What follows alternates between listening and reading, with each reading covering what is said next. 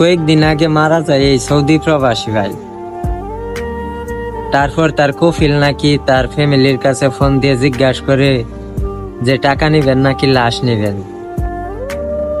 যদি লাশ নেন তাহলে লাশের কফিনের খরচ, বিমান ভাড়া, সকল খরচ আমি বহন করব। আর যদি টাকা নেন তাহলে এই সকল খরচ আর আমার থেকে যা পান সবকিছু মিলে আপনাদের কাছে টাকা পাঠাই দেওয়া হবে। আর তার ফ্যামিলি তার কি জানাইছে জানেন, যে লাশ দিয়ে কি করব, টাকাই দেন। একটাবার চিন্তা করতে পারছেন,